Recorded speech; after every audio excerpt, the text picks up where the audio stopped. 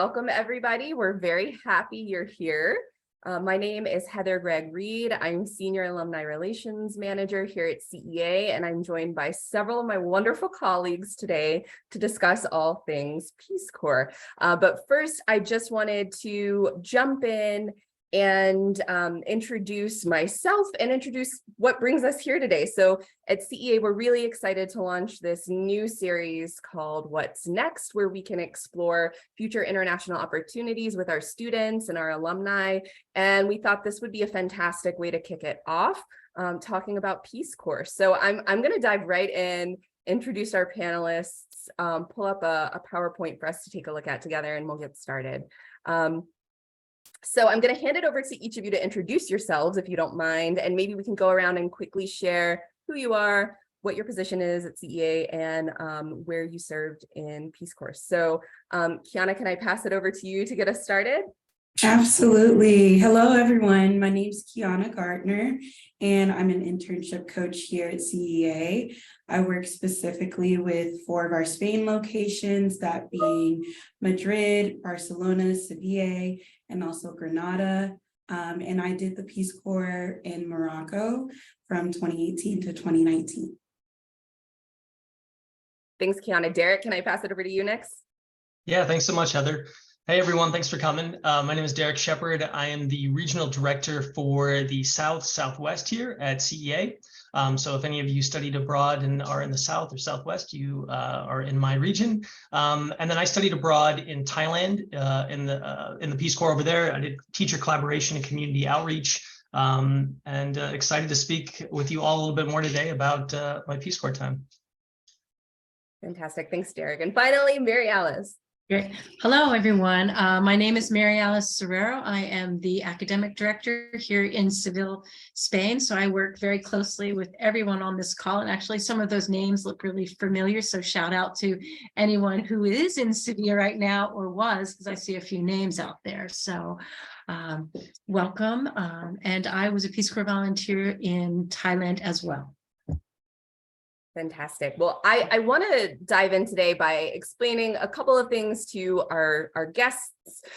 Just so everybody knows, there is a Q&A box below, and that's where you'll want to drop your questions. If you drop them in chat, not everyone will be able to see it, and we want everyone to see your awesome questions. So feel free to drop questions at any point as we go. But we thought we would start today by inviting Derek, Kiana, and Mary Alice to share a little bit about their experiences and give you an idea that might prompt some great questions and great discussions. So we'll start by passing it around to each of them to talk a little bit about their experiences, and then we'll shift to taking questions. So don't be shy. We want to know what you want to know more about. But first, I'm going to pass it back over to Kiana, and let me just get my PowerPoint going here to talk specifically about her experiences in Morocco. So Kiana, back to you. Thanks, Heather. So again, my name is Kiana Gardner, and I had the pleasure of serving in the Peace Corps from 2018 to 2019 as in Morocco as a youth and community development specialist volunteer. And I'd say that my interest was piqued for the Peace Corps as an undergraduate studying abroad in South Africa. I had a lovely professor that I am still close to this day that also did the Peace Corps, and a lot of my study abroad experience was being service oriented, so service learning as well as project based, and just how I felt while being abroad and being able to serve others opened this portal for me to be able to look at what something that I never thought about doing, which was the Peace Corps. And so fast forward to when I finally started my service, I would just say being able to describe it into one word, I could never do. What a lot of us, our PCVs say is that it's high highs and low lows, and because it's just full of so many different experiences. And I was in a huge cohort of over 100 volunteers, I think 110 maybe. And that doesn't include that there was another cohort that was already in Morocco prior to my cohort arriving. It started off with just being, I guess, more of like cultural shock and just like waking up every morning and feeling like, wow, I'm not even in America anymore. And being able to be on the schedule that we had in the beginning of our service of which was pre-service training. And so every day, 5 days a week, about 8 hours a day, we were going through language classes. And I was put in a community with 6 other volunteers, just since we were in that pre-service stage. So we were going through those language classes, cultural classes, being able to go to the local youth centers, which are called Dar Shababs in Morocco, and serving the community, whether it being doing some fitness classes or English classes. That's what the first 3 months looked like, as well as living with a host family. And so that helped me be able to establish a community amongst volunteers and not solely lean on my community back home, because it's hard being able to explain what you're going through every single day as a volunteer to your family back home it's just, they won't get it all the time. So that was just very important to establish that community amongst fellow volunteers, and then finding community within the community that I was serving in during that pre-service training. So that once I officially became a volunteer, I had a better grasp of what things could look like.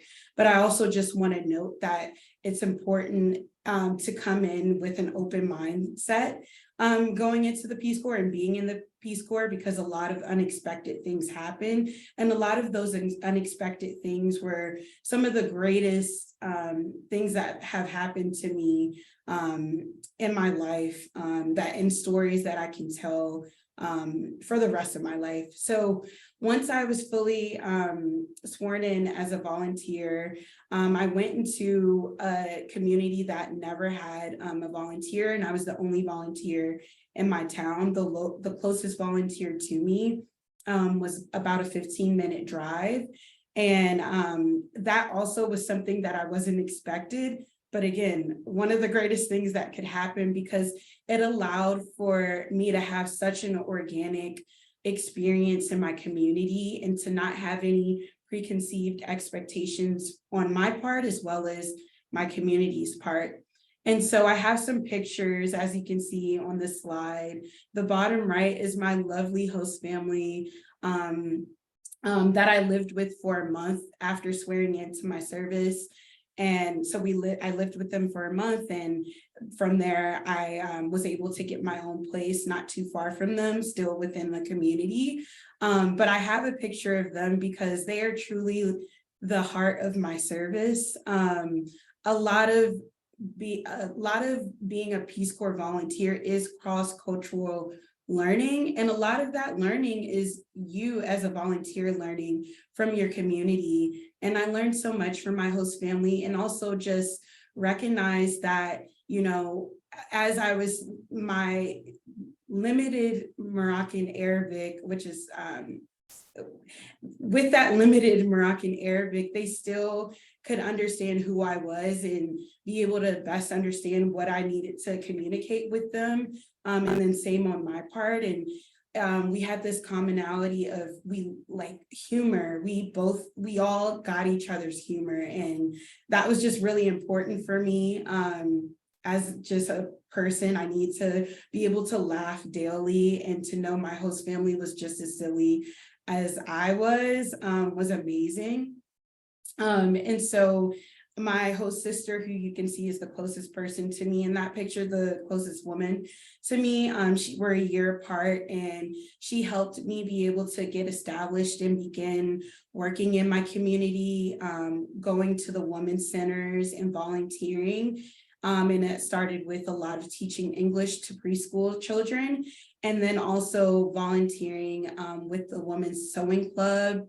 And they were teaching me how to sew, and then I would also just teach them English as they desired. Again, very organic And I had to lose that sense of control of so much structure that we do have in the US, and just allowing things to flow, and know that, again, it's cross-cultural learning, and you're learning from your community, and you're meeting your community where they are, and seeing what is needed, and how you can best support them and move projects forward. And that progressed into being able to set more English classes more consistently, and going into the local middle school, and being able to provide books to them as they were as they didn't have that resource as much, and so building their library up. And so you can see that picture in the middle of me and my counterpart, which a counterpart is someone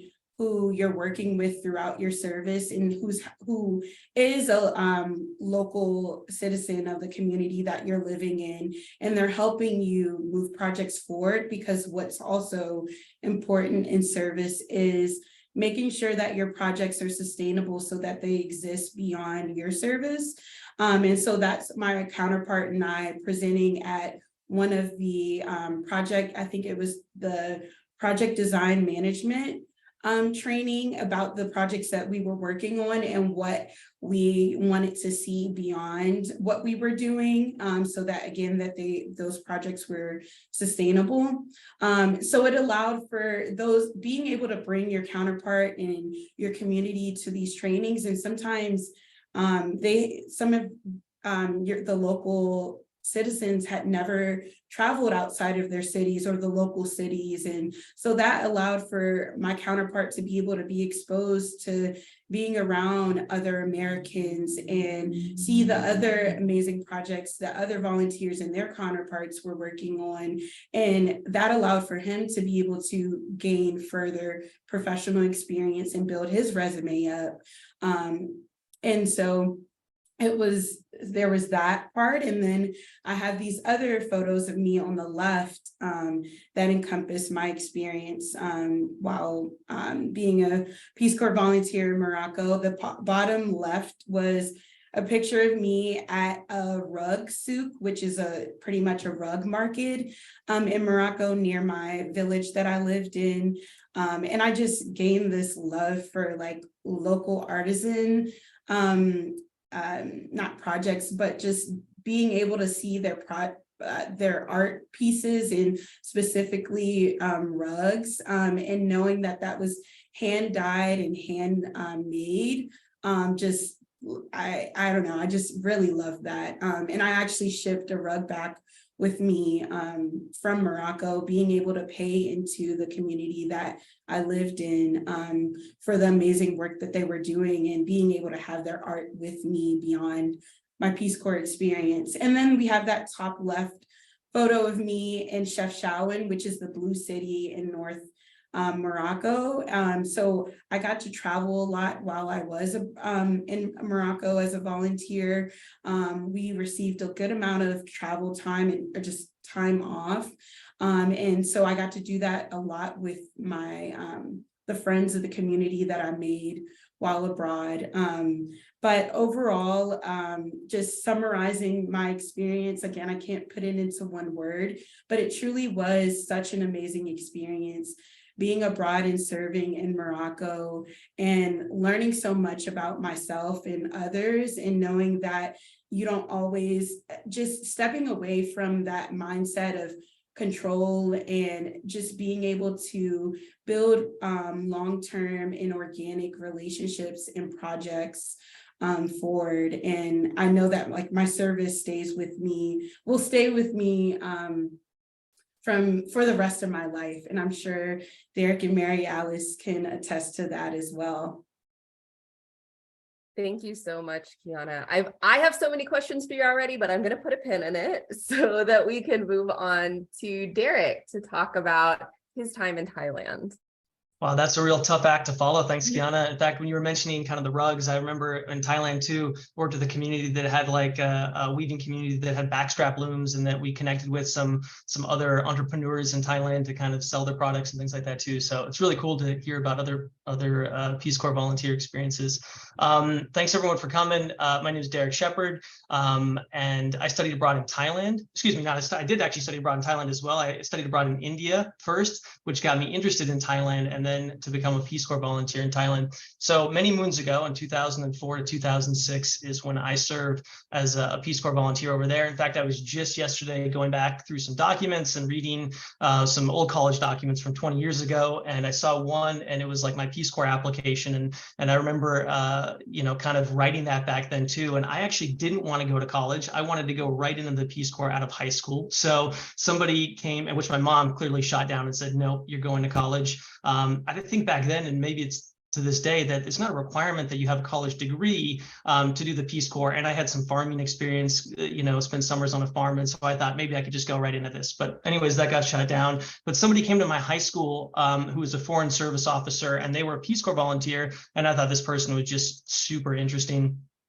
She had a lot of life experiences and stories, and just how she talked about her Peace Corps experience. She was very passionate about that. So I just immediately got interested when I was like maybe a freshman, sophomore in high school.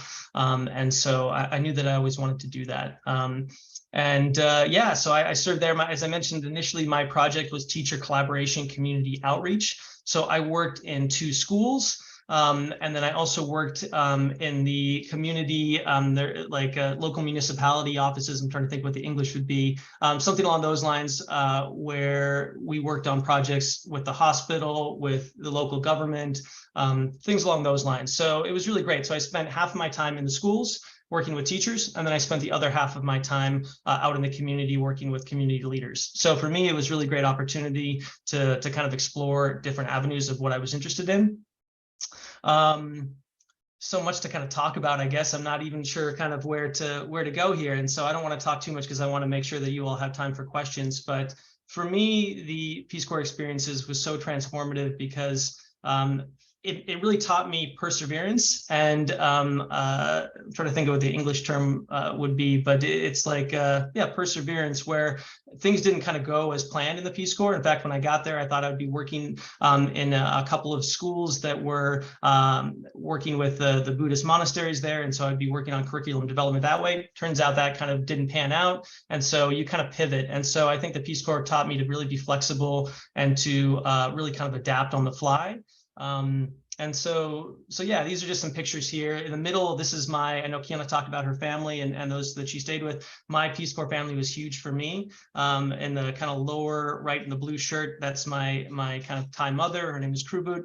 And her daughter is kind of in the middle with her head down in the white. She actually ended up coming to visit me in the US. Now she has her PhD and is a professor and is quite successful in Thailand. But this family is my second kind of family, if you will, and ones that I've kept in touch with for so long. There's a picture of me as a monk in Thailand too there, where they actually sponsored me to be a monk in Thailand. So I was a monk for 3 months between my 2nd and 3rd year graduate school. It's kind of a rite of passage to be, for Thai males, to be a monk before they go on and get married. And so that was something that I was able to kind of do to make merit for my Thai family, in addition to my own kind of interest as well.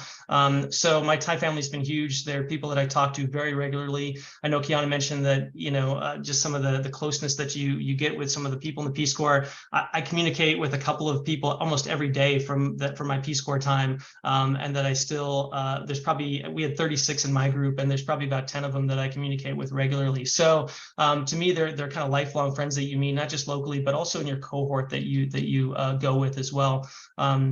These are some other pictures. We did like a world map.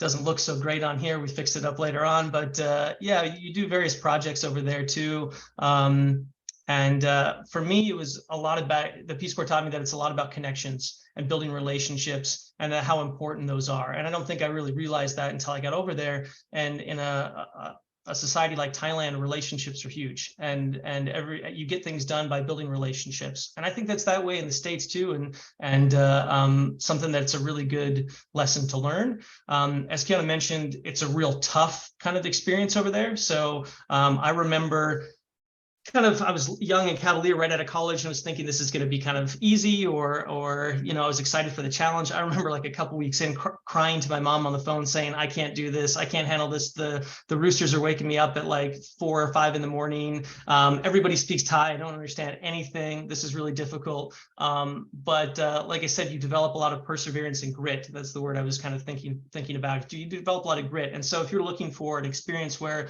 you're going to be challenged, it's going to be really difficult in a lot of different ways. Sometimes it's physically difficult. When I went to visit volunteers in Mongolia, they were having to get water every day. And it was like they spend most of their time just in the physical challenges. For me in Thailand, it was a lot more the mental challenges that you have to go through. So each experience is different. And I think you really gain a lot from doing that. Yeah, we started off with 36 volunteers. We ended up with 26 kind of finishing. So for various reasons, people leave or sometimes get kicked out because there's rules that you can break. I spent the whole 2 years and about 6 months. I extended a little bit. Usually it's 2 years and 3 months. I spent the 2 years and 6 months just in Thailand or traveling around Southeast Asia. So for me, it was an opportunity to really travel. I know Kiana mentioned that you get some time off. Each Peace Corps site's different on kind of how that works and how much time you get off. But for me, I was able to travel all over the place, which was fantastic. And I didn't come back during my 2 years and 6 months. So gosh, I have so much to say, but I'm going to kind of keep it to this because I know we've got others and there's questions too. But yeah, that's a little bit about my time in the Peace Corps. Thanks, Derek. We will definitely be passing it back to you soon with questions. But finally, last but not least, on to Mary Alice to also talk about Thailand.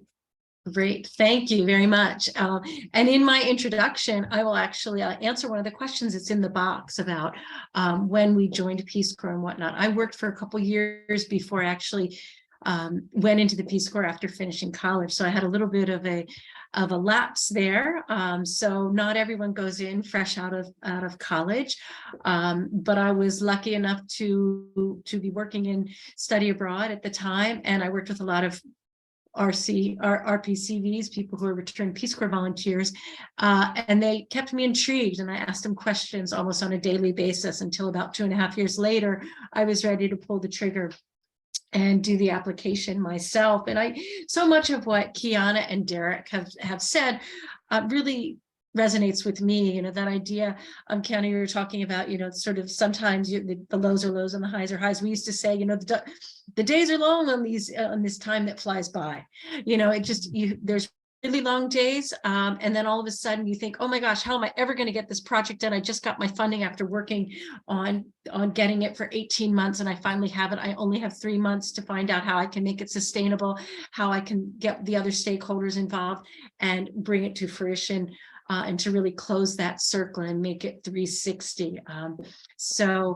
It is something to think about. It is a big commitment, as Derek also mentioned. There's rules to follow and things like that, but they're all there to support and guide you in service that is really, really meaningful. And I think both of the other people who I work with who talked about their Peace Corps and their Peace Corps family. My Peace Corps family was really my school. This was a school event that we were doing. I actually lived on the school grounds, like in the background, you can kind of see some of the houses, and that's where I was living. This was an event that we were doing with the students that day. I was what was called a crossover volunteer, which probably is a program that preceded Derek. So it was very similar configuration where I spent a little time in a school. I spent a lot of time working with teachers, both at a teaching college and also at the provincial level.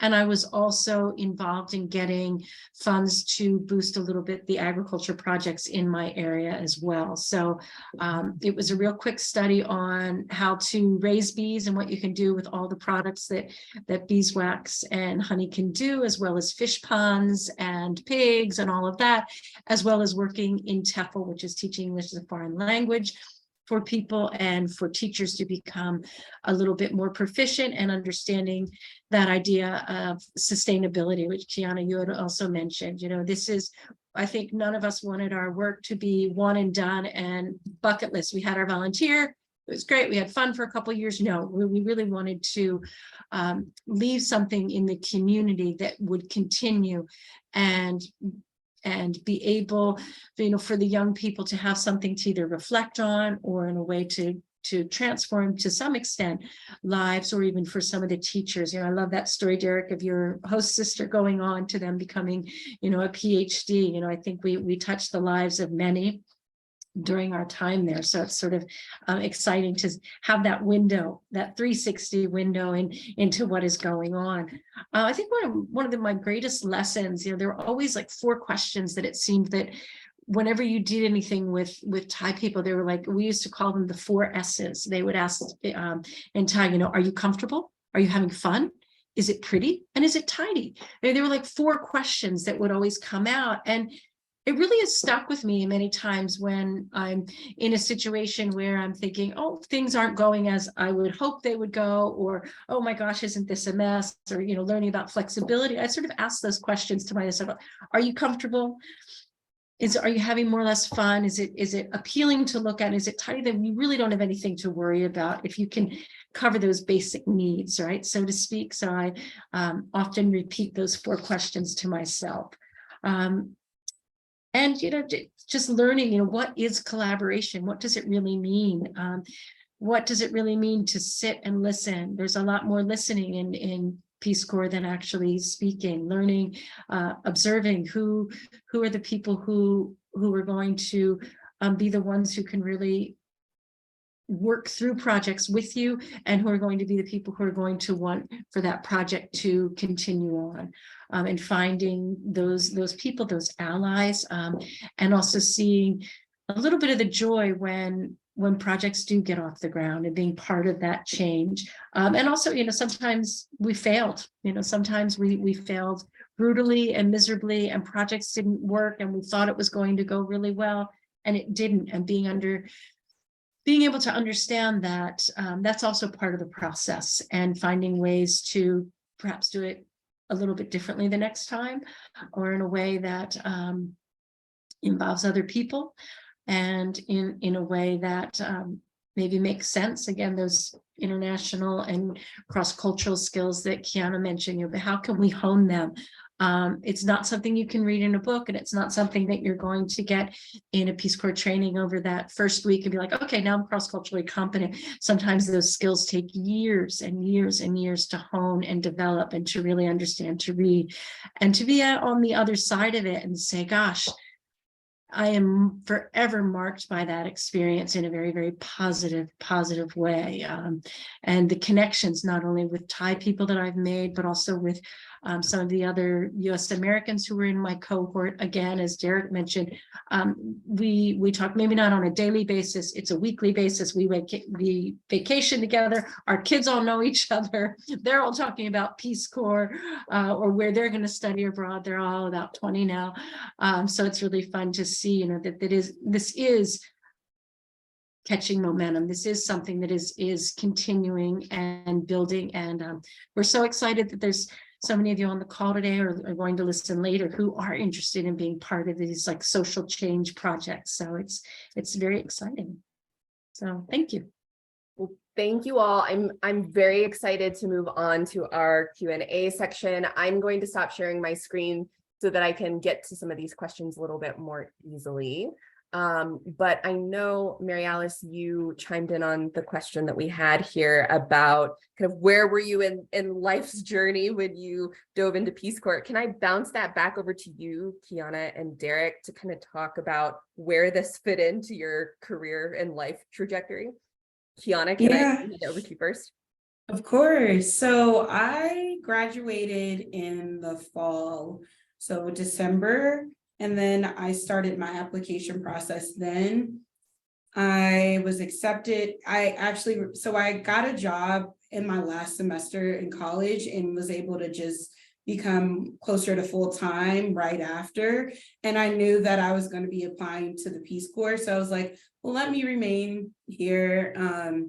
And so I was accepted, I think, in February, and then I left in September. So there was a very short period of me working just about full time right before I went into the Peace Corps. And then I think there was another part to, okay. Yeah, so the other yeah, part was it difficult to find a job directly after your service? And I think this is a really interesting question, because one of the things as you're studying abroad that you may not be aware of is that any given year, only about 2% of American college students are actively studying abroad. And so I think we underestimate sometimes when we're doing these things, really what a leg up they can be.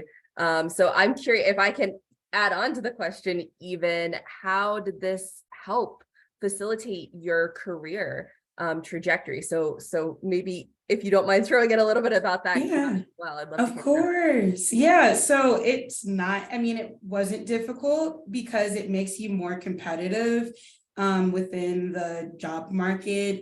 Each time I've had an interview and someone sees that I did the Peace Corps, they're like, wow, like, and they're so interested in that because again, it's like you've been placed in a completely different country that is nowhere near American culture, and you've learned how to work on projects and move them forward and make sure that they're sustainable. And as well as you learn how to build relationships from the ground up, and learning how to communicate cross-culturally shows that you're flexible, that you care about relationship building, that you care about the sustainability of projects and just the work that you're doing in this world. So it's helped me a lot, and it's made I've been more competitive in the job market. Yeah, and I think you touched on something really important there, Kiana, which is I often hear that, from students, they're wondering if they should even put a study abroad experience on their resume, or any other type of international experience on a resume, but because it is almost perceived as a break, right? Like a vacation from college, but the work that you all did was so project-based. And it really was about, building a vision and seeing it through. And so there's a lot of real tangibles you can put on a resume from Peace Corps and from study abroad in general. And so I think it's really important to address that with this audience, that there's really, really specific language we can put on a resume to make this experience stand out. And Mary Alice, I see your hand, so I'm guessing you have something to add to that. Well, I do, about, students asking that question about study abroad. We actually had a student a couple years ago who did an internship here in Sevilla, and she put it on her resume and all of that, and she sent it out. And the very first job interview she had, she was very excited about the job, and we were in touch with her, how'd it go? And she said, well, I think it went really well and everything. About a week later, she got a call from the person who interviewed her and said, well, we have some good news and some bad news. And she said, well, okay, give me the bad news first. And I said, well, you didn't get the job. And she's like, oh, okay, what's the good news? And they said to her, what you told us about your study abroad experience and how you told us about the skills that you acquired during that time, we've created a new position that's so much better for your skill set. So, I mean, she was absolutely flabbergasted. It was a job that was so much more aligned with her interests and her skill set than the job she had applied for. But because she had been able to not only put that on her resume, but tailor her narrative a bit to what it was, it allowed her to have that experience. So definitely keep that on your resume is my advice to you all. And there's a follow-up question that says, do any of you guys know if the same thing could be said about technical fields like engineering? And I would love for you all to chime in, but I will say absolutely, because even in very technical scenarios like engineering, you're always going to have project goals that you're expected to fulfill, and you need to have a specific structure and a plan to meet those things. And some of the, anything technical for your job that's highly specific there's likely going to be a training process for that. But one of the number one things that US-based employers cite as looking for are some of these soft skills, like ability to work in groups, ability to communicate across situations of difference and across groups and coworkers that are different than you.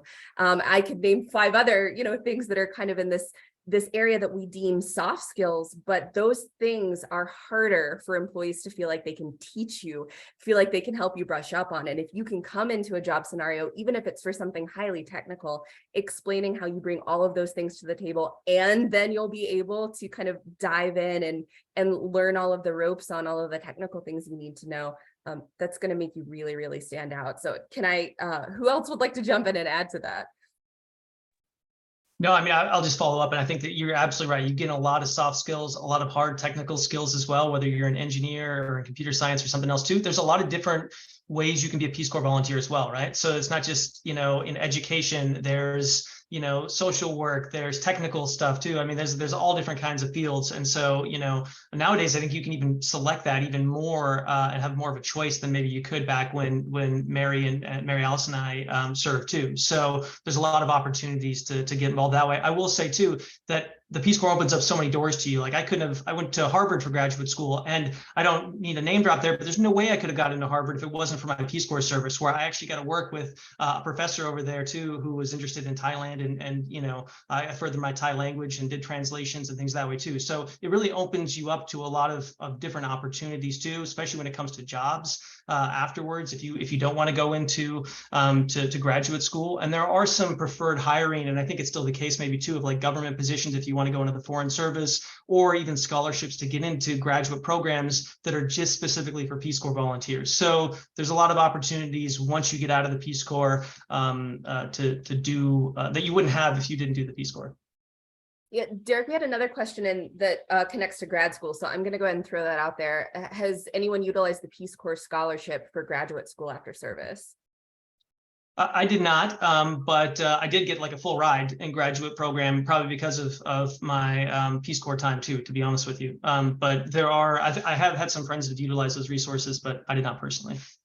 Yeah, I would also say, yeah, I almost did. At the very end, I determined to go a different route because the scholarship that I had been awarded didn't necessarily reflect the graduate work that I wanted to do.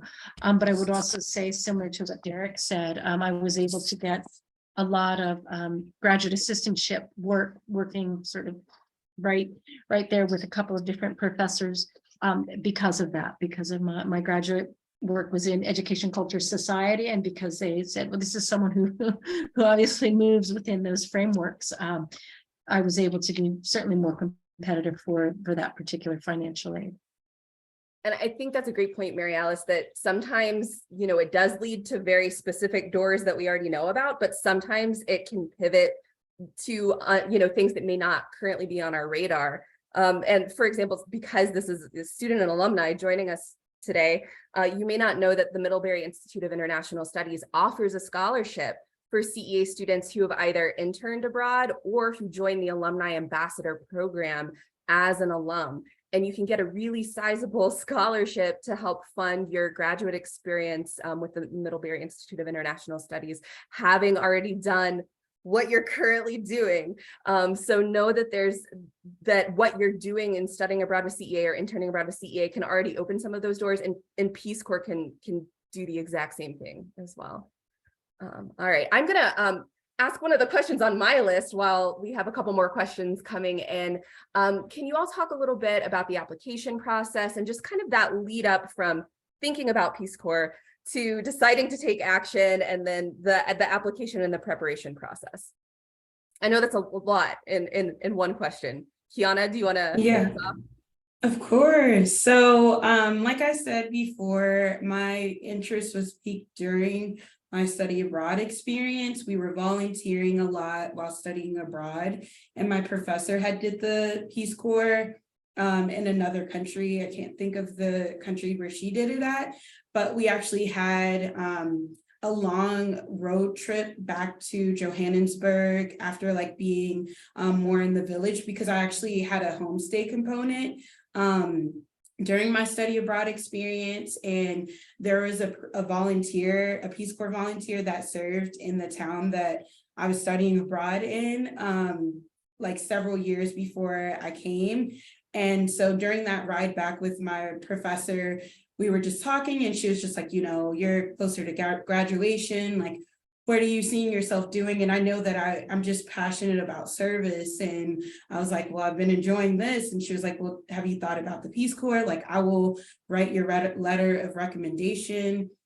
And I was like, well, yeah, no, I haven't thought about it, but I'm open to it. So once I was back in the US, I visited, there's usually a Peace Corps, like usually a graduate student representative on most campuses. And I had a few actually. I started talking to them. They were having events where they also had RPCVs, returned Peace Corps volunteers, on panels. And so I was just doing a lot of my research. And so I had the option of, so I started working on my application after meeting with those Peace Corps representatives, and they helped me work on my resume, because there's a specific way that you should format your resume for Peace Corps, where you're prioritizing the service, like volunteer service that you've done and the amount of hours that you've completed in doing so. And so I got a lot of support with that. And I started my application process, and I had the option to choose between to be put anywhere or to list a top 3. And so I wanted to be in sub-Saharan Africa initially, because I was like, well, I've been here, but then I was like, Kiana, go somewhere that you're unfamiliar with. So I stayed within the continent, but more of North Africa, which I knew nothing about. So I listed Morocco as my number 1, and I think like maybe Eswatini, which was formerly known as, I can't even think of the old name of the country, but Eswatini, and then I think maybe Madagascar. And then everything moved quickly. Once I applied, I had that initial interview along with submitting the necessary documents. So the entire process is extensive, even though it moved fast. Like once I was accepted, there was just a lot of paperwork, a lot of appointments that need to be made, like fingerprinting, going to get a background check, going to get a physical. I even got my wisdom teeth pulled for the Peace Corps, because I was scared. Like I knew I needed to get them pulled, and I didn't want to have to deal with that during my service. So I got that done. They didn't say it was required, but it would be useful. So I did that. Like I think a month after getting accepted, I set up my appointment. I was so terrified, but yeah, so there's just a lot of things that went into it, but it moved really fast. And you usually have like 6 months, at least for me, before leaving the country, before to like prepare and get all of those appointments in and make sure that you're medically cleared and all the other clearances that you have to go through before you're like fully cleared to go to the Peace Corps. That's great. Mary Alice, Derek, do you want to add anything onto that? Yeah, sure, I'll jump in. My story was a little bit different, again, because when I applied, they were very clear. They said, we want volunteers, not destination shoppers. Again, that sort of dates the thought process behind where they were at that time. And I luckily landed in Thailand. I think probably because I was an Asian studies major as an undergraduate, so it sort of seemed like my timing and that country was going to welcome in volunteers about the same time of my process. And the real moment for me, as I said, I had been working at a study abroad organization with other people who had come back from service. And I remember talking with this woman. I said, well, I'm thinking about it. And she said, well, you just need to stop thinking about it. So you just do the application, and there's plenty of time in the application for you to think all you want, and they're going to ask you a lot of questions. So by the end of the application process, you're going to know whether you want to do it. But if you wait until you know to then do the application process, it's going to be forever. And that was the best advice anybody had ever given me, because there was a little bit of a lag, and they give you a lot to think about through the application process, putting you in situations and how you would get yourself out of certain situations, or your thought process behind, and some of the essays that you need to write. And you're pretty clear by the end of the process whether it's for you or not. And then you just can't wait to go. You just, you're counting the days. That's great. Derek? No, I was just gonna say, yeah, I mean, Kiana's the most relevant. I studied, or I was a Peace Corps volunteer like 18, 20 years ago. So it's changed a lot. I was more of like Mary Alice's time. So I would say connect with a recruiter on campus. There's usually like, and if you're at a larger university, like a Peace Corps, or return Peace Corps volunteer. If there's not, then you can definitely contact the national organization and they can kind of connect you with folks too. So think about maybe like a year out or something like that. Mine was very fast though. So it just depends though. Yeah, and it's funny that you mentioned that. I always love these like networking moments where someone who I hope they're on today mentioned this panel to a Peace Corps recruiter who was on campus. And then that Peace Corps recruiter emailed me and said, I'm so excited you're doing this panel. Here's a list of resources I love to share. So when I send a follow-up to everyone who's on today or who signed up and wants to watch later, I'll be sure to share some of those resources out, as I'm sure they'll be fabulous. And it actually, Heather, that sounds like it answers that next question in the box Yep. about making applications and things like that more competitive. So that's great. And do you all want to add anything to that? Kiana, you mentioned, as you're setting up your resume, really prioritizing service. Do you all recommend, as folks are prepping for this application process, to start doing anything specifically, or start, thinking about the things you've already done that you could really bring to the forefront? Any recommendations on that front? Yeah, so I was heavily involved in volunteering. My university, so I went to University of Maryland, College Park, and so big school, and we had this large like service learning program called Breakaway, and I started off as just a volunteer, and then that emerged to after like doing so you spend like so it's called Breakaway Alternative Breaks, and so you would spend your time during a spring break or winter break, like usually a week or two volunteering within a different community outside of the state that you're in, and it's usually focused on a specific topic. So my initial one was in San Francisco and Oakland, on like homelessness and hunger, and so you're learning about that specific community and within that community, and then also serving at different nonprofits and things like that.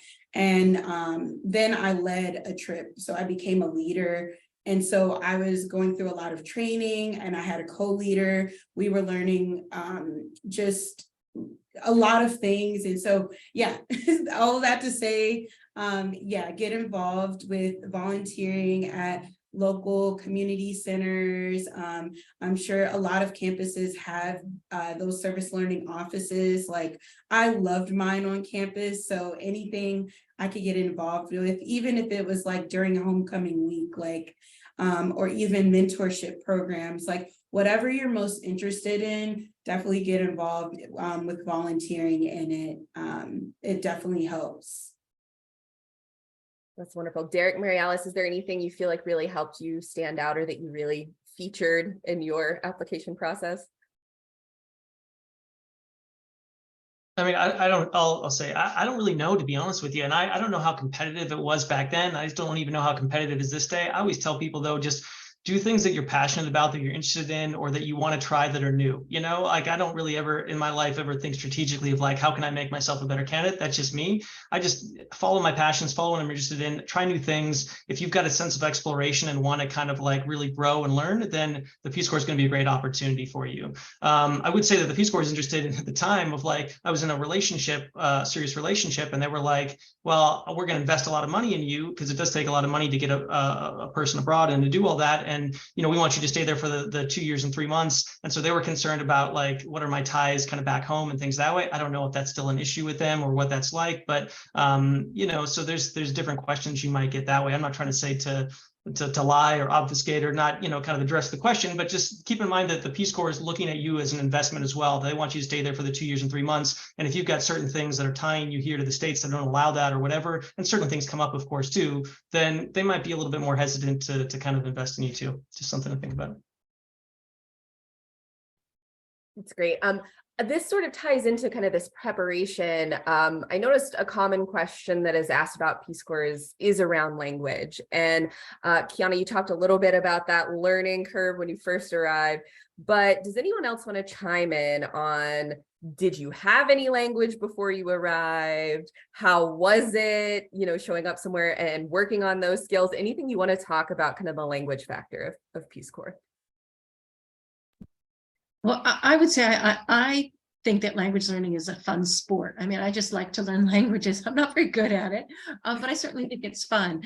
And I think keeping that attitude is always something to have in your back pocket.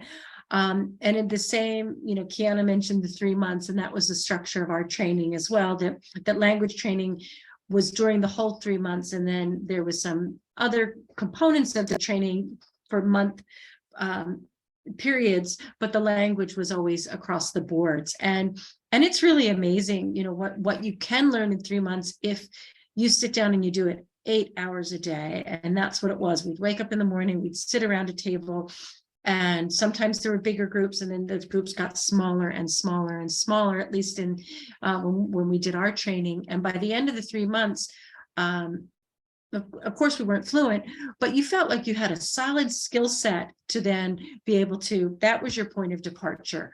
And then, being in a small town, you had the skill set that you could get to a pharmacy if you needed medicine, you could get into the market, you could buy what food you needed, you had certain social skills in terms of introducing yourself and things like that. And then you just build upon that. So they take it really seriously, because they're not looking for people to just come in and have, a really great fun 2 years. No, they want people who are going to build relationships and contribute to community. And they know that part of that is that investment that Derek mentioned, and that's language. We're communicators, we're social, and they take that very seriously, which is great. Wonderful. I would say also, don't let language hang you up. For example, I took 2 years. Derek, did you want to add on to that as well? Yeah, sorry. I took 2 years of Spanish in high school, and I didn't really learn anything. And then I went over to the Peace Corps in Thailand, and I left and was fluent. So I had the highest level of language that you can test out of and everything too. I studied Thai in graduate schools. I taught a Thai class at UNC, Thai culture and language class. I've done extensive presentations in Thai. It's like a part of me. And so you really get deeper into the culture as well, the more you learn the language. And so that's really fantastic when you go abroad. And so, yeah, like Thai, being a monk and speaking Thai was huge for me. That was incredible. That said, though, I had a lot of Peace Corps friends that their Thai wasn't very good, and they, focused a lot on teaching English and working with Thai teachers there. So they weren't speaking Thai on a regular basis like I was, and that's okay too. In fact, a lot of the hosts there and the people we meet can really benefit when we do speak English, depending on the project as well. So I wouldn't say language in even any kind of which way is something that you have to be super, super concerned about. That said, though, I agree with Mary Alice that language is a really fun kind of sport and opportunity, and you get so much deeper into a culture and really learn a lot about yourself. There's a couple different versions of Derek, depending on what culture I'm in and how I'm speaking the language and whatnot too. So you kind of learn a lot about yourself in that process. So it's a really cool sport, a really fun thing to do if you want to explore. And the Peace Corps gives you a lot of opportunities. I remember when I was there, I went around and talked to everybody, and I'm more of an introvert, and so I had to really push myself. And you're so tired at the end of the day. I always had a notebook, writing things down, checking things out. I mean, there's a lot of different ways you can kind of learn if you're really serious about it too. And if you're not, and if you have struggling with it, that's okay too. You can still be a Peace Corps volunteer. Well, we are coming down to the end of our time, and there's so many things I would still love to know from you all, but I'd love to go around and hear, based on today's conversation, if there's anything we haven't addressed that is, one key piece of advice or one key nugget of wisdom you'd really love to leave our attendees with today.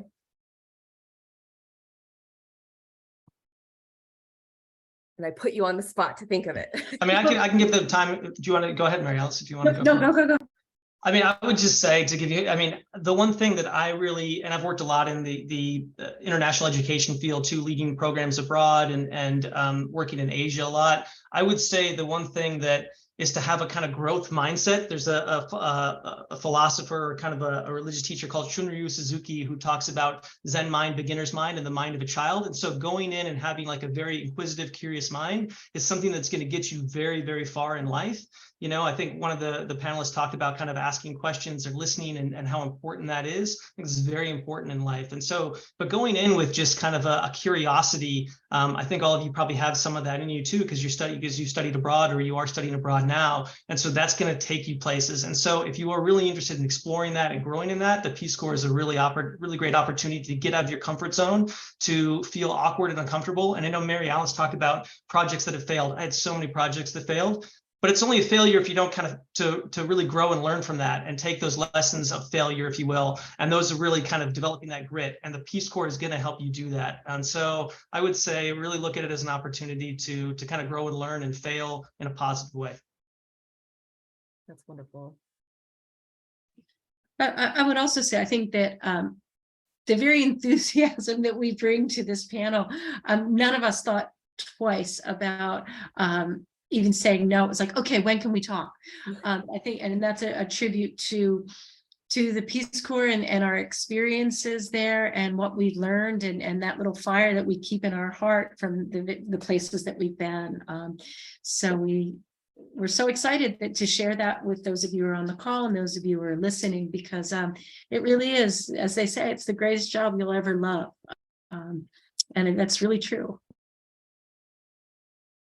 Yeah, I think, Mary Alice and Derek said it all, but I guess just to add a little bit, is just going in with an open mindset and allowing things to flow organically. Literally how Derek said, with getting involved with service beforehand, I did that out of pure passion. Like, I truly am passionate about serving others, and immersing myself in learning from other cultures. So if you're interested in that, just continue to do that and allow for it to take you on the ride. Thank you so much. I've been so inspired by listening to you all today, and I'm so certain that our students and alumni who are joining us have been as well. I'm going to share my screen just to wrap us up really, really quickly. So this is our hope with this conversation today, is it can be the first of many conversations around staying internationally focused, internationally minded, following study abroad. So keep an eye out. We're going to have some future sessions on all sorts of conversations, everything from the Fulbright program to what it's like breaking into the international education field. I spent a number of years in the field, and I feel like no two of us had the same journey into the field. So there's lots to explore. You heard me mention earlier the opportunity to become an alumni ambassador once you are an alumni of CEA programs. I'm really excited to talk to our alums about that opportunity. So stay tuned. There's more to come. And I just want to send a huge thank you to each of our amazing panelists. Thank you so much for sharing your experiences and your enthusiasm. And thanks to everyone who was here, or everyone who's listening in afterwards. Just so you know, I will be sending out a follow-up with the recording and with emails, so you can contact our amazing panelists if you think of additional questions later. So thank you all. Thank you so much for being here. And I hope everybody has a great Monday. Everybody. Great Monday. Thanks, everyone. Bye. Thank you. Bye.